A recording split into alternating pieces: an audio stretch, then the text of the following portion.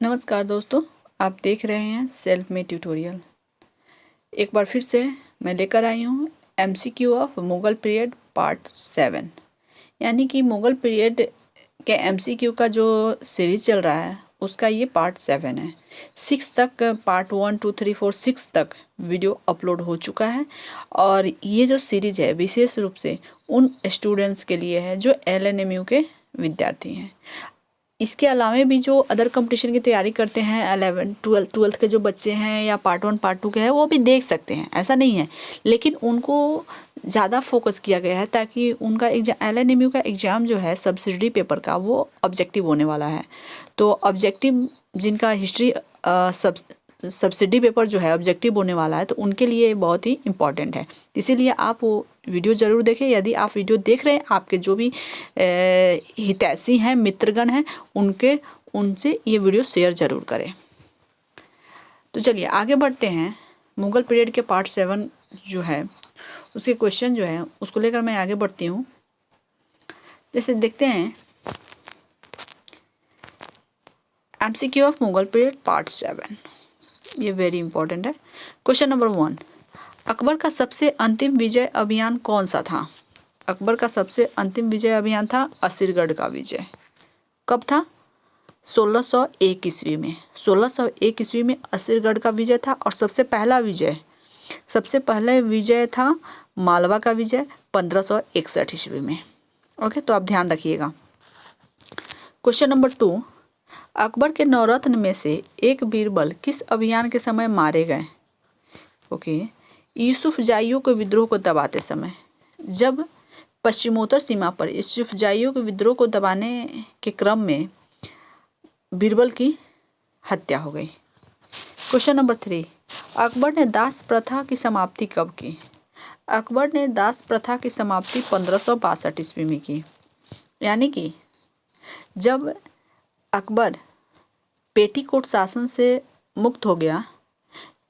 मैं बताती हूँ कि पेटीकोट शासन क्या था। आप सोच रहे होंगे पेटीकोट शासन क्या था। अगर जो जानते हैं तो बहुत अच्छी बात है, जो नहीं जानते हैं तो वो थोड़ा सा समझ ले। 1556 ईस्वी में अकबर गद्दी पर बैठा, मुगल साम्राज्य का शासक बना 1556 ईस्वी में, पिता के मृत्यु के बाद, यानी हुमायूं के मृत्यु के बाद। जब वो गद्दी पर बैठा तो उसकी उम्र थी मात्र 13 साल, 13 ईयर्स ओल्ड था वो। तो उसके संरक्षक के लिए किसे संरक्षक घोषित किया गया? बैरम खां को। तो 1556 से 60 तक वो बैरम खां के संरक्षण में शासन करता रहा क्योंकि वो बच्चा था।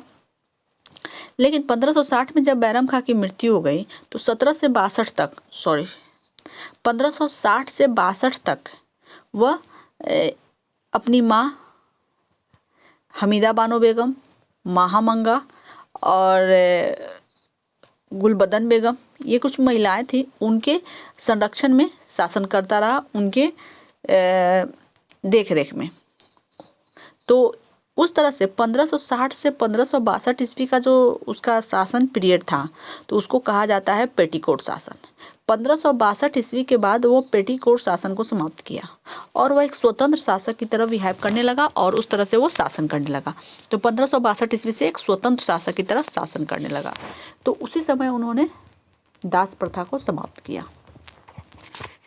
चलिए आगे बढ़ते हैं। क्वेश्चन नंबर 4, अकबर ने तीर्थ यात्रा कर कब समाप्त की? तो अकबर ने तीर्थ यात्रा कर समाप्त की 1563 में, यानी 1563 ईस्वी में। जजिया कर की समाप्ति की गई कब? 1564 ईस्वी में। अकबर ने सूबों का पुनर्गठन कब किया? 1580 ईस्वी में। अकबर द्वारा इबादत खाने की स्थापना कब की गई? 1575 ईस्वी में। अकबर ने मजहर की घोषणा कब की? 1579 यानी कि 79 ईस्वी में। यानी मैं बता दूं, जो ये डेट जो दिया हुआ है, यदि आप नेट जीआरएफ की तैयारी करते हैं या कोई भी कंपटीशन करते हैं तो ये डेट को भले ही कुछ इधर उधर हो गया है लेकिन सीक्वेंस में आप कॉपी में एक जगह नोट कर लीजिए। क्योंकि सीक्वेंस में क्या होता है कि एक बार आप देखेंगे, एक झलक देखेंगे तो आपको आसानी से पूरा याद हो जाएगा। तो सबसे पहले 1563 ईस्वी में वो जैसे ही पेटीकोट शासन का अंत किया तो उसके बाद उसने अपने राज्य में सुधार के लिए बहुत सारे कार्य किए, प्रजा के हित के ध्यान में रखते हुए भी बहुत सारे कार्य किए।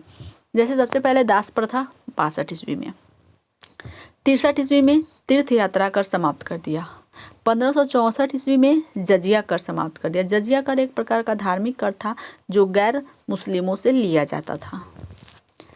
उसके बाद सूबों का पुनर्गठन किया, कब? 1580 ईस्वी में अकबर द्वारा इबादत खाने की।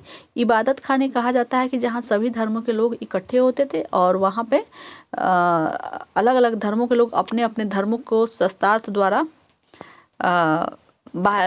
उन्हें इस धर्मों के बारे में जानते थे और सुनते थे। तो इबादत खाने की स्थापना कब हुई? 1575 में। अकबर ने मजहर की घोषणा कब की? 1579 यानी 79 में, 1579। अब मैं बता दूं कि मजहर का मतलब क्या होता है। जब अकबर ने भी इबादत खाने की स्थापना की और वहाँ अलग अलग हिंदू, मुस्लिम, सिख, ईसाई, बौद्ध धर्म के सब अलग अलग विद्वान आते थे, वो अपने अपने धर्मों के बारे में बातचीत करते थे, अपने विचार रखते थे, तो उस समय कभी कभी विवाद हो जाया करता था। धर्म को लेकर अपनी श्रेष्ठता को सिद्ध करने के चक्कर में उनके बीच विवाद हो जाता था और कभी कभी ये विवाद बढ़ के बहुत आगे बढ़ जाता। तो ऐसी परिस्थिति में अकबर ने मजहर की घोषणा की। मजहर का मतलब होता है कि अकबर इस धर्म को लेकर, धर्म चर्चा को लेकर जो विवाद होता था उसमें अकबर स्वयं, अकबर का निर्णय ही निर्णायक होता था। अकबर जो कहता है वो निर्णायक होता था। तो एक तरह से अकबर को उसका प्रतिनिधि घोषित किया गया। क्वेश्चन नंबर 9 में नवरोज उत्सव का पुनरुद्धार कब किया गया? नवरोज उत्सव को पुनरुद्धार यानी फिर से स्टार्ट किया गया 1580 ईस्वी में। अकबर द्वारा दीन ए इलाही की घोषणा कब की गई? दीन ए इलाही की घोषणा की गई 1582 ईस्वी में। अकबर ने करोड़ी नामक अधिकारी की नियुक्ति कब की? अकबर ने करोड़ी नामक अधिकारी की नियुक्ति 1573 में की। 1573 में की। दहसाला बंदोबस्त कब लागू किया गया? क्वेश्चन नंबर 12 में आ गया कि दहसाला बंदोबस्त कब लागू किया गया, तो ये हुआ 1580 ईस्वी में। इलाही संवत का प्रचलन कब हुआ? इलाही संवत का प्रचलन इलाही संवत का प्रचलन, ये गलत है, ये आप यहाँ पर देख लीजिए। 1583 में। ओके, इलाही संवत का 1583 में इलाही संवत का प्रचलन हुआ।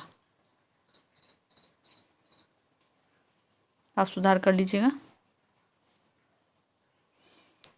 अकबर ने इलाही गज का प्रचलन कब शुरू किया? अकबर ने इलाही गज का प्रचलन 1587 ईस्वी में किया।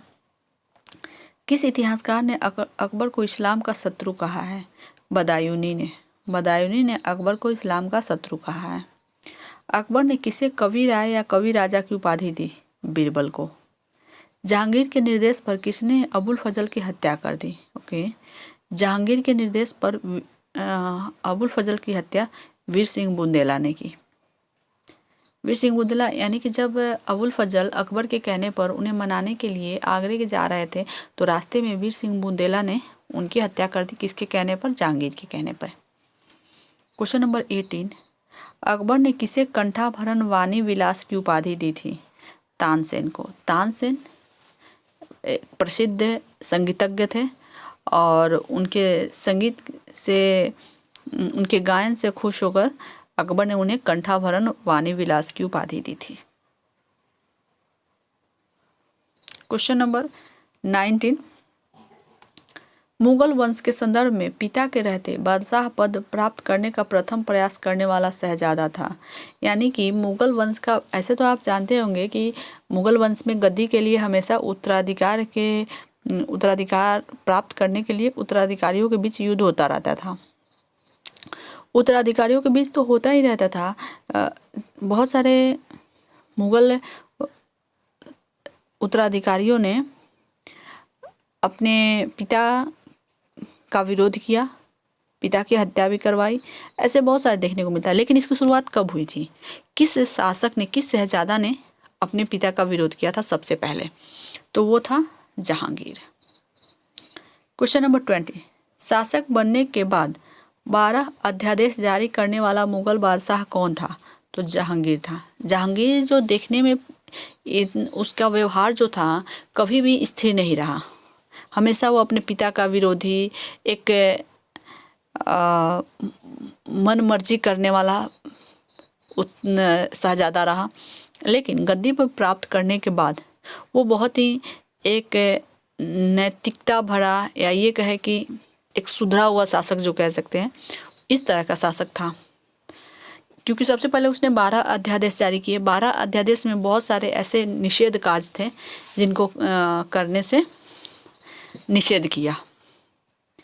किसके समय में कंधार हमेशा के लिए मुगलों के हाथ से निकल गया, क्वेश्चन नंबर 21, तो जहांगीर के समय में कंधार हमेशा के लिए मुगलों के हाथ से निकल गया। क्वेश्चन नंबर 22, जहांगीर की पत्नी मानबाई को कौन सी उपाधि दी गई थी। जहांगीर की पत्नी मानबाई को शाह बेगम की उपाधि दी गई थी। यानी कि जहांगीर की पत्नी एक मानबाई थी। अब मानबाई अब कौन थी जानते हैं आप, मानबाई थी ये भगवान दास के पुत्र जो थे, नाम अभी मैं थोड़ा सा मिस कर रही हूँ, मानसिंह, सॉरी, भगवान दास के पुत्र मानसिंह थे। मानसिंह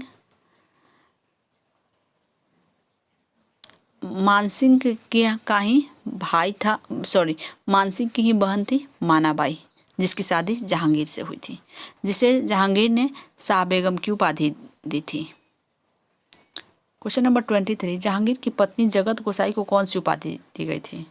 जहांगीर की पत्नी जगत गोसाई को जोधाबाई की उपाधि दी गई थी। आप ध्यान में रखिएगा, ये जोधाबाई वो नहीं है जो अकबर की पत्नी थी जिनका नाम हरकाबाई था। ये एक जगत गोसाई थी और उनको भी जोधाबाई की उपाधि दी गई थी। चलिए नेक्स्ट क्वेश्चन देखते हैं।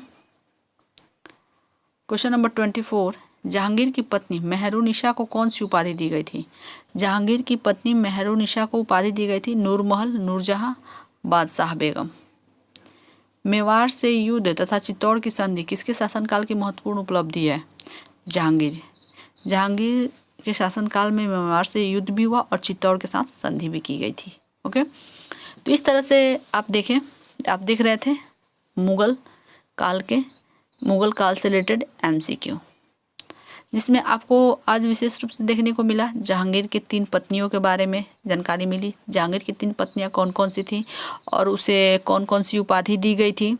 इसके अलावा जहांगीर की कुछ उपलब्धियां थी उनके बारे में चर्चा की गई। अकबर की उपलब्धियों के बारे में भी चर्चा की गई। आगे भी मुगल काल के MCQ का सीरीज जो है उसका 2 पार्ट अभी आने वाला है। जैसे ये पार्ट 7 है और पार्ट 8 और पार्ट 9 बाकी है, इसके साथ ही मुगल काल समाप्त हो जाएगा। ओके, तो फिर आप हमें ज़रूर बताएं आपको वीडियो कैसा लगा। वीडियो यदि आप देख रहे हैं तो एक लाइक बटन दबाना ना भूलें, लाइक बटन दबा दीजिए। और साथ ही यदि आपने चैनल को सब्सक्राइब नहीं किया तो सब्सक्राइब कर ले। आपके जितने भी दोस्त, आपके फ्रेंड, आपके साथी हैं उनसे ये वीडियो ज़रूर से ज़रूर शेयर करें। हम फिर मिलते हैं पार्ट 8 और पार्ट 9 लेकर। तब तक आप देखते रहे, चैनल पर बने रहे। तब तक के लिए धन्यवाद और गुड बाय।